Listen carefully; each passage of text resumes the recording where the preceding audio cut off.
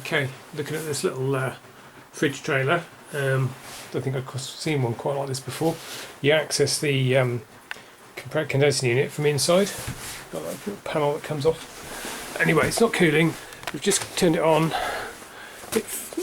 After a little delay, the fan come on for the condenser. That fan comes on for ventilation. It just pulls air in across. But we didn't get any sound from the compressor, and the discharge pipe didn't get warm, so it's looking like that did not start for some reason. And of course the electrics are around the other side, just to make things awkward. So anyway, we'll get the cover off there and have a poke about and see what's going on. Okay.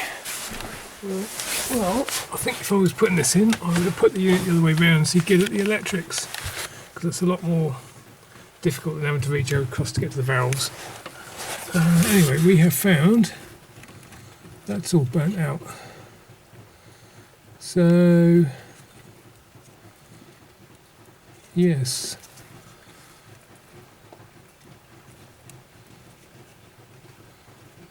That has got to be probably the neutral connection, and then the start cap is from across the neutral to the start winding. So if we're lucky and the neutral connection is burnt out inside and wasn't putting anything on that pin, it won't have been trying to run without the start cap. So if we're lucky, the compressor might be okay.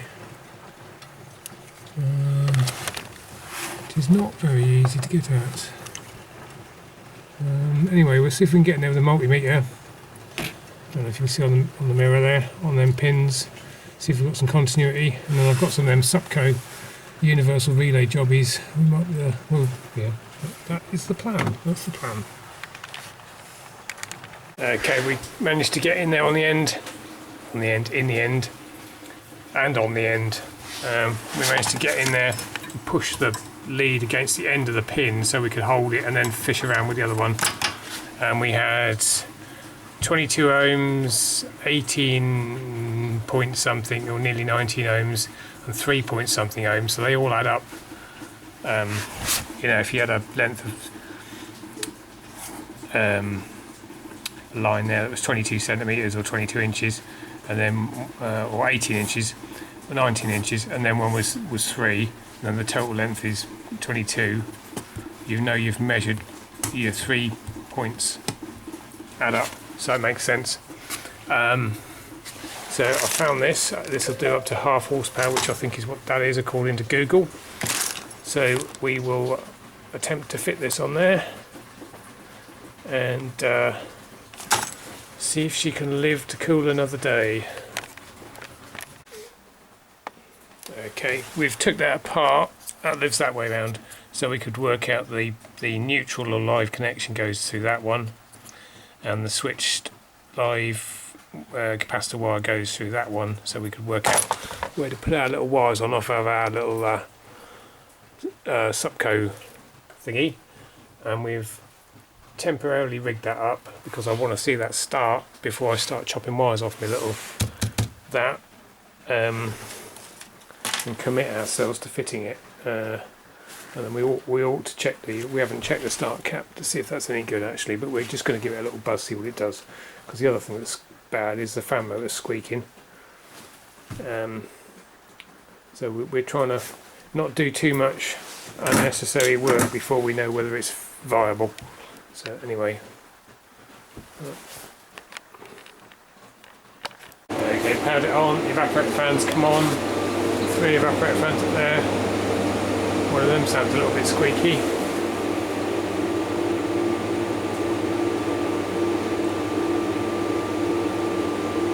Don't know the age of this thing. 10-year-old, 20 April 15.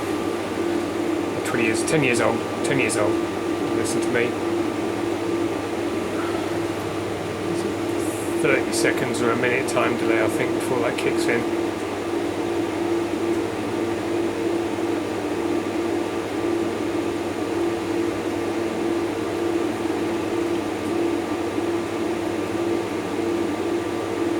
But yeah, it's quite a tidy install apart from being awkward to work on.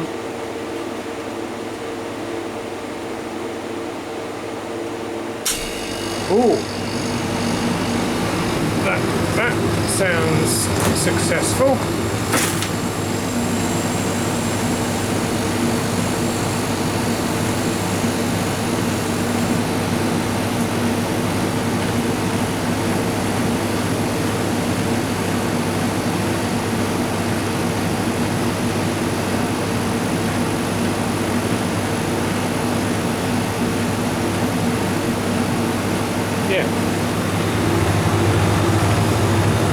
Yeah, we've got heat in the discharge pipe. Compressors, you can hear it making a noise. Suction eye's getting cold.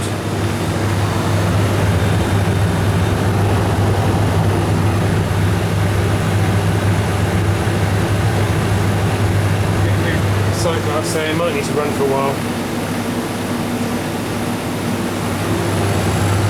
There we go, look. No, it's not. Is that a tide mark? There's a bit of movement in there.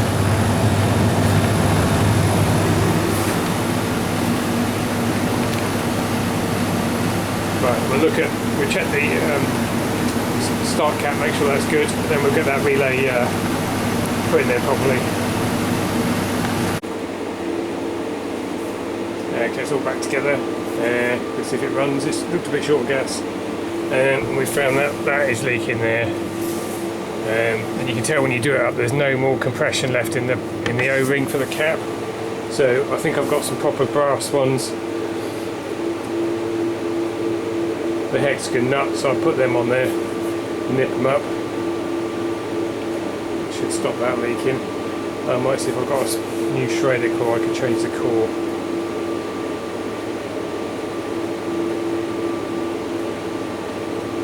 That's the low side one. The high side one, oddly enough, is not leaking.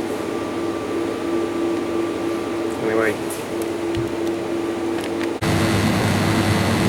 Okay, fully took 100 grams to fill that up, so I didn't lost much.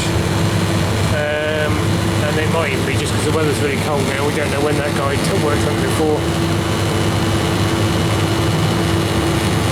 That's got a bit of heat in it now. I've shut that off, which is what that port, one of them ports is on, so that if that other one leaks, it can't leak out through there, because that valve, if we shut that valve that way, it should be leak tight. I can see why they've done it, but I just don't like these Schrader port things. They always leak. Anyway, we'll see if we've got a cap for that. We'll change it for a nut. I mean, if you think you've got a blanking cap on these, they have a blanking cap on there. And there's no Schrader port in there, and if the cap's done up tight, they don't leak. It's better than having a rubber O-ring in there that's going to perish.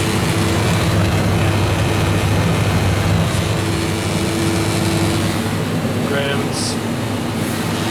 13 degrees, actually getting warm in here, but I mean the door's open. And anyway.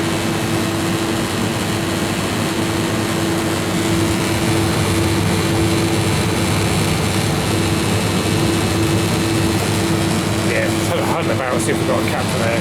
Well, pretty sure we've got one in our little bag. Pieces. Sure we've got one in there. We'll have a look.